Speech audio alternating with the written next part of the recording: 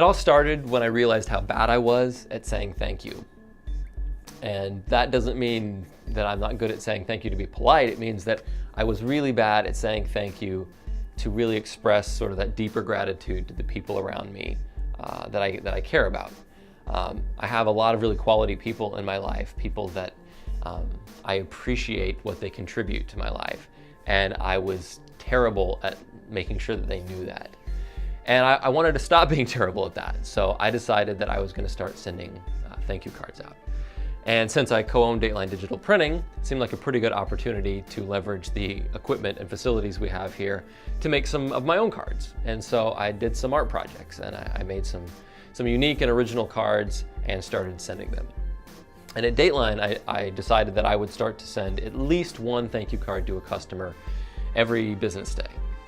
And in fact, I've done much more than that, because when you start sending thank you cards, it's a little bit addictive and it's kind of a lot of fun. So I decided to do that, and over time, my business partner Travis and I realized that we were sort of amassing more and more varieties of cards, and that we had an opportunity to share those and not just keep them for ourselves. And so that's what we did. We decided that we would start to give them away to customers and other people that were kind of connected to us, so that they could express their own gratitude.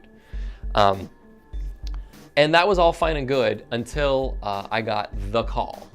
And I call it the call, capital T, capital C, because it was like this pivotal moment where it went from being sort of this little project we were doing to a project that we really felt like the community could own.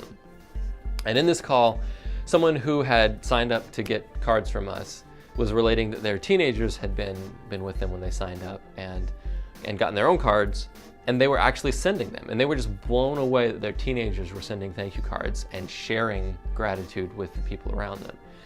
And that really, really drove home for me the fact that, one, this project could really change things in our community, and two, this project was completely owned by the people who signed up for it. This wasn't our project. This wasn't a Dateline project. This was a project of the subscribers, and that if everyone subscribed and then threw the cards away, it was a waste of everybody's time.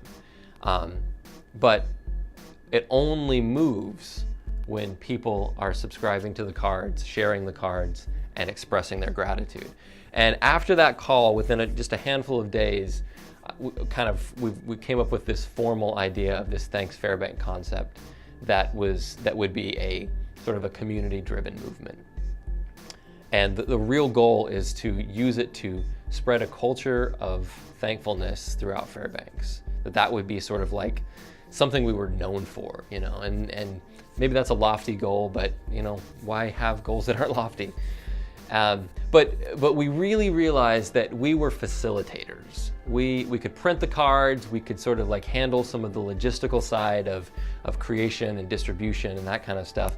But ultimately, this wasn't our project anymore, and it was actually incredibly liberating. You know, this really became something where we recognized that people wanted to be involved, and that people would drive it themselves. It could happen organically, and it wasn't something that we had to do.